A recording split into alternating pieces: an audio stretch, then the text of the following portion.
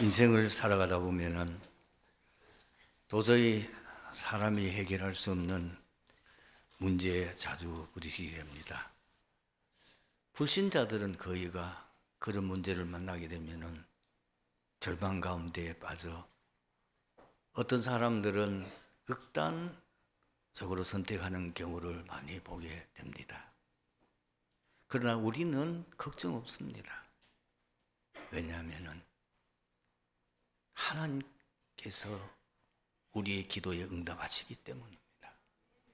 우리가 하나님 앞에 기도하면은 어떤 불가능한 일도 절대 가능한 것입니다. 요셉의 인생은 정말 어렵고 힘든 인생이지 않았습니까?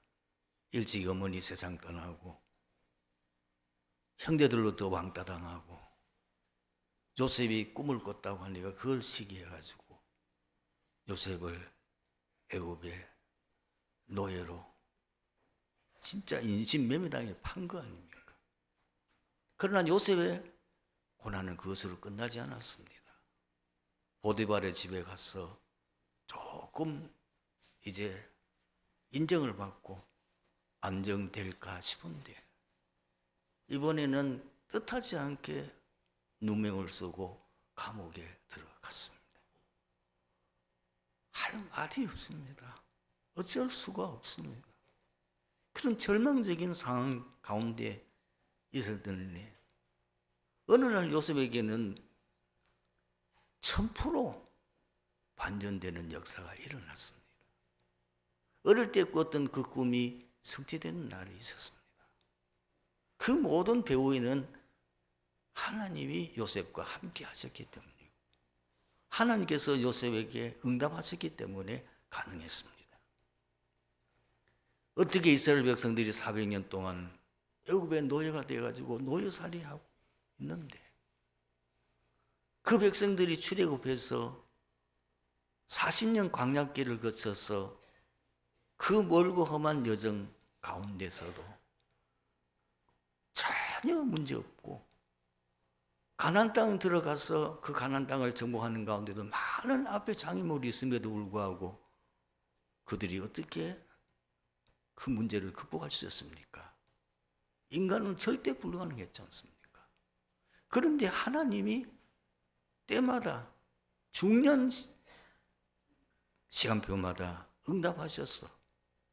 그 바로왕을 꺾어버리고 홍해의 기적을 베푸시고 광야의 기적의 연석을 베푸시고 요단의 기적, 여리고의 기적을 베푸시면서 그 백성들을 인도해 주셨습니다. 히스기야가 죽게 생겼어요. 아수르 군대 18만 5천이 쳐들어와서 이스라엘 전 지역을 다 장악했어요. 이제 남은 것은 히스기야 왕이 살고 있는 예루살렘 성입니다. 그것도 이제 곧 함락 위기에 처했습니다. 히스기야가 할 수 있는 방법을 다 해봤습니다. 가서 빌었습니다. 내가 잘못했으니까 한 번만 용서해 주십시오. 사진을 보여서 빌었지만은 듣지 않았어요. 그 다음에 뇌물작전을 썼어요. 심지어 성전에 있는 그 기둥에 입힌 금까지 벗겨가지고 다 갖다 바치면서 한 번만 용서해달라고, 한 번만 살려달라고 통하지 않았습니다. 이제 마지막으로는 저 이스라엘 남쪽에 있는 이집트 왕에 가서 원병을 요청했습니다. 이 아수르가 너무나 강한 나라다 보니까 애굽도 겁을 내서 도와주지 않았어요. 이제 꼼짝없이 죽게 생겼어요. 그때의 히스기야는 뭘 했습니까? 성전에 올라가서 하나님 앞에 기도를 시작했습니다. 밤을 새워가면서 기도했습니다.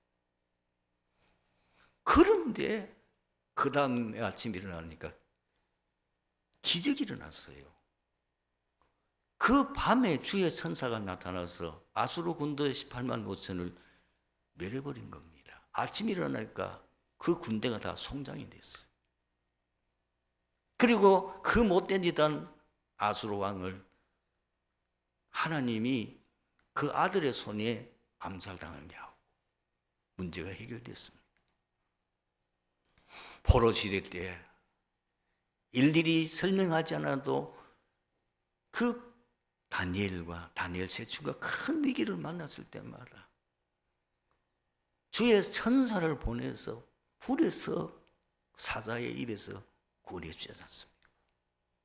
초대교회 어떻게 이스라엘 백성들이 그 초대교인들이 그 어려움 가운데서 저 로마까지 복음할 수 있었습니까? 때마다 하나님이 응답해 주셨고 역사를 이루시기 때문에 가능했습니다. 여러분은 지금 고민하는 문제가 무엇입니까? 하나님 역사하면 간단합니다. 하나님 응답하시면 해결됩니다. 자, 그러면은 하나님은 어떤 자에게 응답하시냐는 겁니다. 언약 잡고 기도하는 자입니다. 그 언약이 뭐냐? 절대량 그리스도 하나님의 나라, 성령 충만, 그리고 세계복음화. 이 언약 잡고 그리스도 이름으로 기도할 때 분명히 하나님은 응답하실 것을 약속하셨습니다. 지금까지는 너희가 내 이름을 아무것도 구하지 아니하였으나 구하라 그리하면 받으리니 너희 기쁨이 충만하리라. 너는 내게 부르짖으라 내가 내게 응답하겠고 내가 알지 못하는 크고 은밀한 일을 보이리라. 하나님은 어떤 사람이 꼼짝 못하느냐? 하나님의 언약을 가지고 기도하면 하나님도 어쩔 수 없어요. 약속했으니까. 하나님이 약속하신 그걸 내놓고 기도하는데 이 약속대로 이루어달라는데 하나님이 어떻게 거절하시고, 그렇게 하나님이 고약한 분은 아닙니다. 하나님은 반드시 우리에게 좋은 거 주시고 우리를 정말 사랑하시기 때문에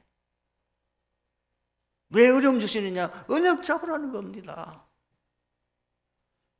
정말 인생의 모든 문제 해답이 뭐냐? 언약이지 않느냐? 그리스도 아니냐? 그리스도 언약 잡고 기도해라. 그게 말이잖아요. 두 번째는 절대 계획을 알고 순종하는 겁니다. 지금 코로나 팬데믹으로 인해서 전 세계가 어려움 당하고 있고, 지금 코로나 이 확산이 굉장히 심해졌어. 우리 성도들 가운데도 오늘 교회 오고 싶어도 못 온 분이 있어요. 왜냐하면 주변에 확진자가 생기니까 검사를 해야 되고 또 그 검사 결과가 나와야 되고, 심지어 교회 성도들 가운데 목회자들 가운데도 코로나 지금 확진자로 어려움 당하는 분들 많이 있습니다. 왜 이 코로나가 안 없어집니까? 지금 3년째 왜 이렇게까지 힘들게 합니까? 끝이 보이지 않을 정도로 어렵지 않습니까? 여기 하나님 절대 계획이 뭡니까? 그걸 발견해야죠. 복음이 없었으니까 복음 회복해라 그 말이에요. 지금 이 땅에 복음이 있습니까? 단어는 있죠. 진짜 복음을 회복하여 전 세계 어느 나라에 제대로 복음이 있습니까? 복음을 말하는 나라가 어디 있습니까? 심지어 교회도 복음을 전하지 않고 있고, 복음을 말하지 않으니까 교회가 문을 닫고, 전 세계 지금 선진국이 특히 유럽에는 이미 거의 문을 닫아닫고, 미국에도 문을 닫고 있고, 이 한국에도 지금 1년에 수많은 교회들이 문을 닫고 있습니다. 왜 합니까? 복음이 없으니까. 복음 없는 교회는 종교나 다를 바 없어요. 그래서 그렇게 솔로몬이 화려하게 지었던 예루살렘 성전이 왜 무너졌냐고 말이요. 복음 안 전하니까, 복음 없는 종교니까 필요 없는 거예요. 복음 운동 끊어졌으니까 복음 운동 회복해라. 이삼칠 나라 5천 종족들 가운데 아직까지 복음을 하나도 듣지 못한 자 너무 많이 있다. 그들에게 복음 전해라. 그걸 우리에게 사인을 주는 거예요. 세 번째는 뭡니까? 절대 사명을 알고 헌신한 자입니다. 하나님 우리에게 절대 사명 하나밖에 없습니다. 전도 선교입니다. 우리의 삶의 이유가 뭡니까? 여러분 왜 삽니까? 왜 하나님이 여러분들 오늘도 이 교회에 오게 하셨습니까? 전도 선교 때문이죠. 그거로 결론 나야 됩니다. 지금 어려움 당하고 있는 분들 제가 한 이 말을 한번 곰곰이 생각해 보세요. 내 인생의 목표가 지금 뭐냐? 내가 인생의 목적이 뭐냐? 내가 왜 사느냐? 정말 내 사는 것이 하나님이 내게 주신 절대 사명인 전도 선교냐? 질문해 보세요. 자신에게. 아마 회개할 수밖에 없을 겁니다. 저는 사실 그렇게 살지 못했습니다. 저는 그야말로 창세기 3장, 창세기 6장, 창세기 11장 그것이 내 인생의 기준이었습니다. 나 중심, 물질 중심, 성공 중심. 그건 불신자의 삶인데 우리조차도 그렇게 살고 있, 나도 그렇게 살고 있지 않느냐. 그러니 어려움 올 수밖에 없잖아요. 깨달으는 거 아닙니까? 갱신하라는 거 아닙니까? 우리 인생 정말 바르게 방향을 잡으라는 거 아닙니까? 왜 사업합니까? 사업하는 목적이 뭡니까? 진짜 사업하는 목적이 전도 선교 맞습니까? 전도 선교가 내 사업하는 주업이고 그게 목표고 하나님 그거 하라고 내게 도구를 주셨는데 그것이 나의 사업이다. 안 될 수 없습니다. 사업이 안 될 수 없습니다. 사업이 안 된다면 하나님 아시는 계시는 겁니다. 생각해 보셔야 됩니다. 그리고 우리 인생의 목표는 그 전도 선교를 위해서 제자 운동하는 거예요. 이 비밀을 아는 많은 제자들을 세우는 것. 우리 렘넌트들에게 우리 후대들에게 이 언약을 전달하는 것 그것이 우리 인생의 목표가 되어야 됩니다. 문제 왔습니까? 진짜 이런 문제를 제대로 깨달은 사람은 당연하다. 내 사업이 안 되느냐? 당연하다. 안 될 수밖에 없다. 내 어려운 문제 온다. 당연하다. 올 수밖에 없지 않냐? 하나님과 방향이 너무 안 맞단 말이야. 하나님 계획하고 안 맞아. 언약하고는 관계없어. 영적 생활 안 돼. 기도 생활 전혀 안 돼.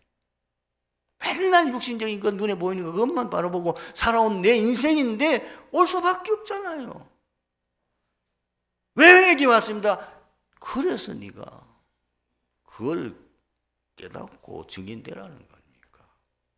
네가 증인되라는 말이야. 그리고 절대 하나님의 계획이 뭐예요? 재개복음화. 응답 왔습니까? 절대로 들뜨지 마세요. 그거는 응답이 아닙니다. 과정입니다. 뭐 좀 잘 되는 자랑할 거 없어요. 오히려 그럴수록 우리는 뭐 해야 됩니까? 오직 복음입니다. 오직 전도, 오직 선교해야 됩니다. 그러면 틀림없이 유일성의 응답이 오게 돼 있어요. 사람이 감당할 수 없는 25세의 역사가 일어나게 되고 나중에 뭡니까? 영원한 작품을 남길 수밖에 없는 거예요. 비유란 말하는 자가 강조하려는 요지를 일상생활에 낯익은 상황을 예로 들어 설명함으로써 이해시키는 이야기입니다. 그런데 성경에 나오는 비유는 대부분 심오한 영적 진리와 관련이 있습니다. 그러므로 어떤 성경학자는 비유란 하나님의 의미를 가진 땅의 얘기라고 정의했습니다. 본문은 예수님께서 유대 지도자들을 교훈하시기 위해 사용하신 세 비유 중에 첫 번째 비유입니다. 그 내용은 아주 단순합니다. 포도원 주인이 두 아들에게, 그 주인에게 두 아들이 있는데 맏아들에게 오늘 포도원에 가서 일하라 하니 그가 가겠다고 대답하고는 가지 않았어요. 둘째 아들은 실소이다 하였다가 후에 뉘우치고 갔다는 얘기입니다. 둘째 아들은 왜 나중에 뉘우치고 포도원에 가서 일하러 갔을까요?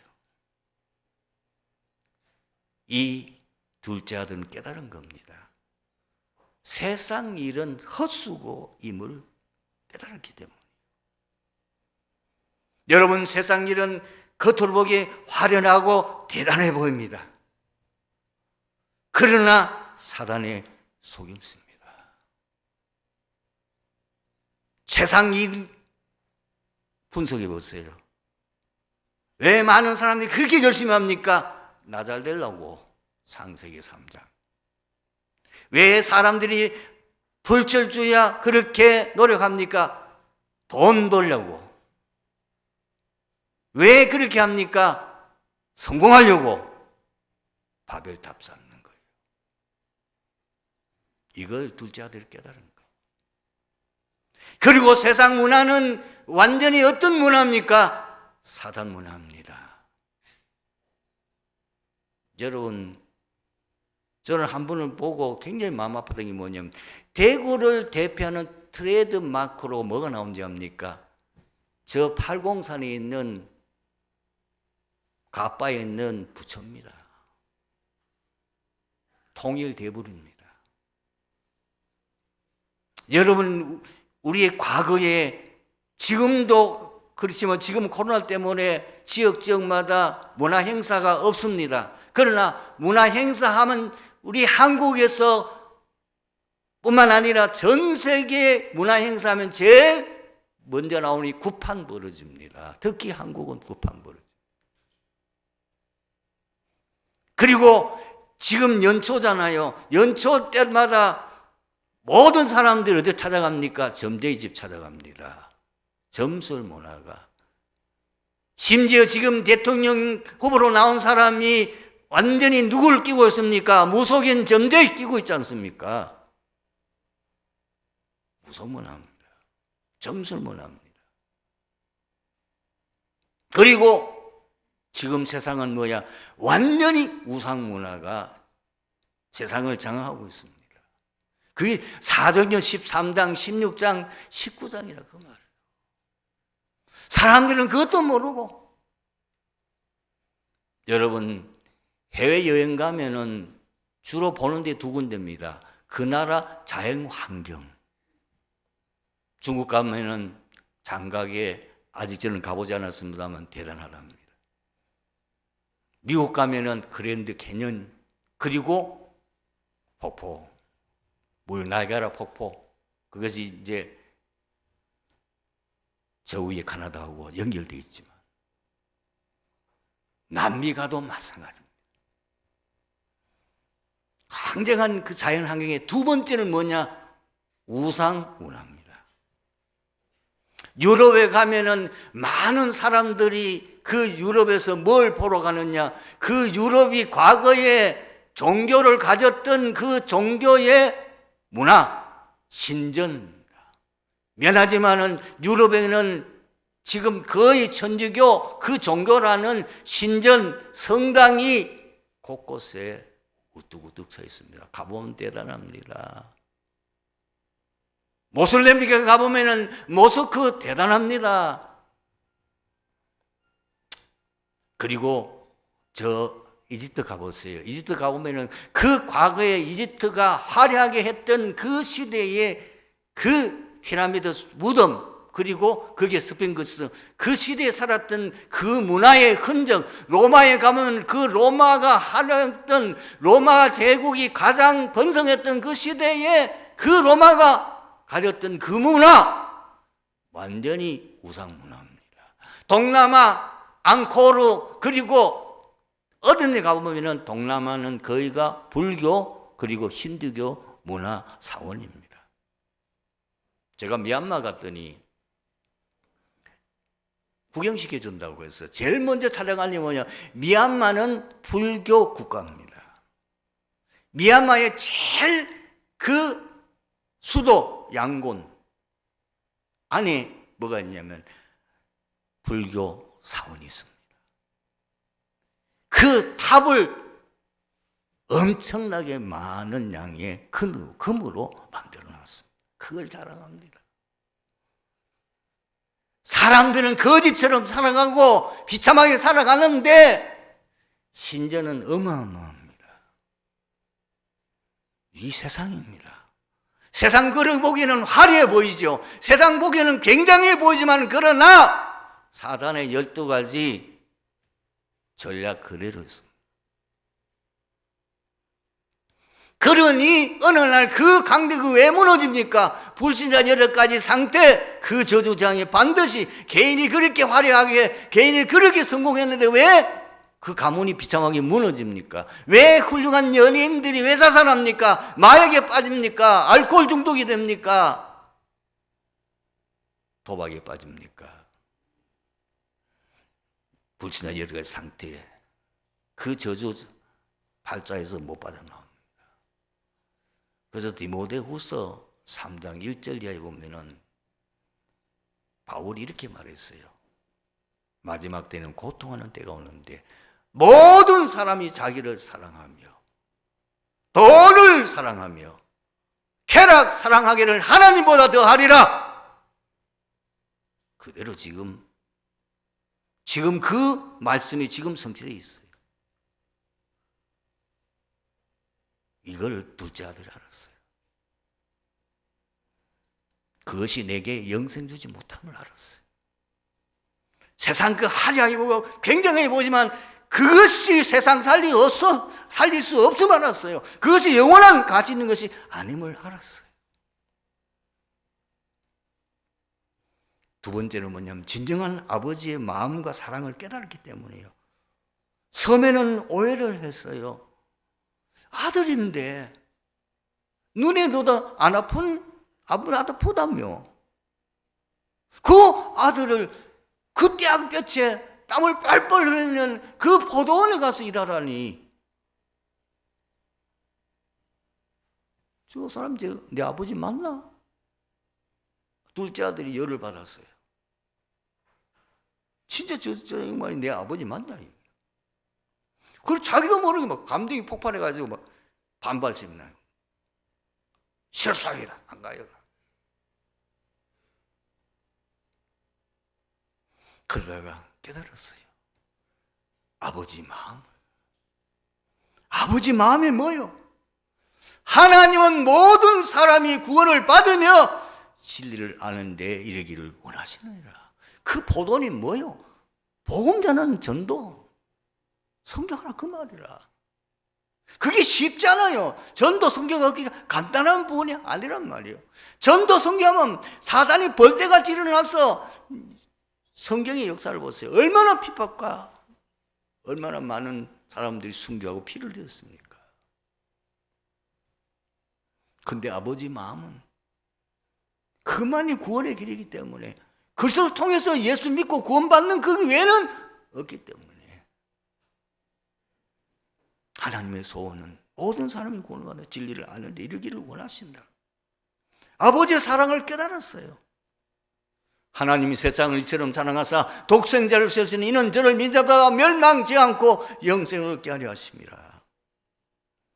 하나님의 사랑이 우리에게 이렇게 나신 바 되었으니 하나님이 자기의 독생자를 세상에 보내심은 그로 말미암아 우리를 살리려 하심이라. 사랑은 여기 있으니 우리가 하나님을 사랑한 것이 아니요 하나님 우리를 사랑하사 우리 죄를 속하기 위하여 화목 제물로 그 아들을 보내셨습니다.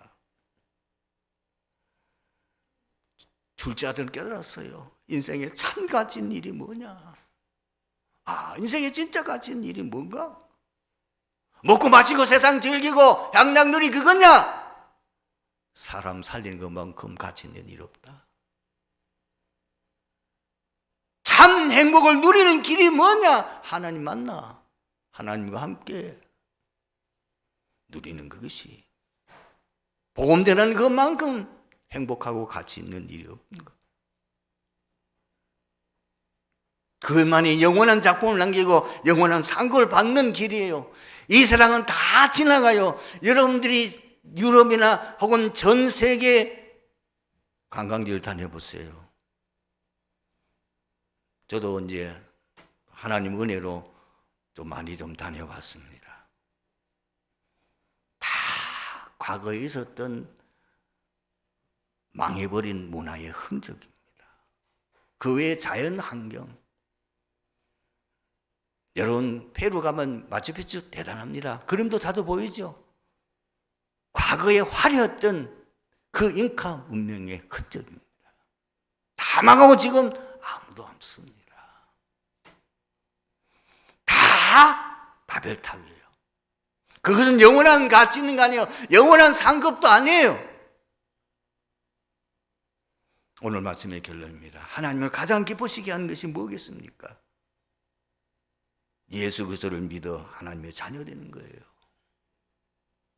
영접하는 자고 그리고 믿는 자들에게는 하나님의 자녀가 되는 권세를 주었어요. 하나님 가장 기쁘시게 하는 게 뭐냐? 하나님의 말씀과 그 뜻에 순종하는 거예요. 시편 제1편 1절에서 3절에 복 있는 사람은 악인들의 꾀를 따르지 아니하며 죄인들의 길에 서지 아니하며 오한한 자들의 자리에 앉지 아니하고 오직 여호와의 율법을 즐거워하여 그 율법을 주야로 묵상하는 자로다. 그는 시냇가에 심은 나무가 철을 짜라 열매를 맺으며 그 잎사귀가 마르지 아니한 것 같으니 그가 하는 모든 일이 다 형통하리로다. 그리고 시편 119편입니다. 주의 말씀 내 발의 등이요 내 길의 빛이니이다. 그리고 사무엘상 15장 22절에 보면은 사무엘이 하나님 말씀에 불순종하는 그 사울왕을 보고 하나님의 말씀을 가지고 태어난 겁니다. 뭐라고 하냐? 순종이 제사보다 낫고 듣는 것이 수양의 기름을 드리는 것보다 나으니 그러면서 이는 거역하는 것이 점치는 죄와 같고 완고한 것이 사신 우상에 절하는 죄와 같으니라. 너무너무 무서운 말이에요. 하나님 말씀에 불순종하는 게 점치는 죄와 같답니다. 하나님 말씀에 불순종하는 것이 사신 우상, 그 우상 앞에 절하는 죄와 같답니다. 하나님은 가장 기뻐하시는 게 뭐죠? 모든 사람의 구원을 받으며 진리를 아는 길을 원하시기 때문에 2, 3, 7 나라 5천 종족 복음 전하여 그들이 예수 믿게 하는 거예요. 그래서 예수님이 마지막 이 땅에 제자들에게 부탁한 말씀이 뭐예요? 너희는 모든 족속으로 제자 삼아 아버지와 아들과 성령의 이름으로 세례를 베풀고 내가 너희에게 분부한 모든 것을 가르치게 하라. 볼지어다 내가 세상 끝날까지 너희와 항상 함께 있으리라. 너희는 온 천하 다니며 만민에게 복음을 전파하라. 그러면서 땅 끝까지 내 증인이 될 것이다. 그 외에는 주님께서 우리에게 마지막 주신 말씀이 없습니다. 우리는 이 주님의 이 땅에 계실 때 주신 그 언약 붙잡고 그 약속 말씀, 권면의 말씀 붙잡고 살아가는 것만큼 우리의 인생에 가치 있는 삶은 없습니다. 2022년도 코로나 팬데믹이 빨리 종식되도록 위해서 기도하시고 이 나라에 정말 나라를 사랑하고 이 나라가 세계에 복음할 수 있는 제사랑 나라 될 수 있는 지도자가 세워지도록 기도하시고 이제 남은 생에 우리는 주의 복음 위하여 생을 걸고 하나님 가장 기뻐하는 일에 전도선교에 헌신하는 결단의 시간이 되기를 주님으로 축원합니다. 아버지 하나님 은혜가 감사합니다. 오늘 주신 말씀 통해서 이 자리에 참석한 모든 성도들이 최고 응답받고 현장의 증인서는 역사 일어나게 하옵소서. 주 예수 그리스도 이름으로 기도하옵나이다. 아멘.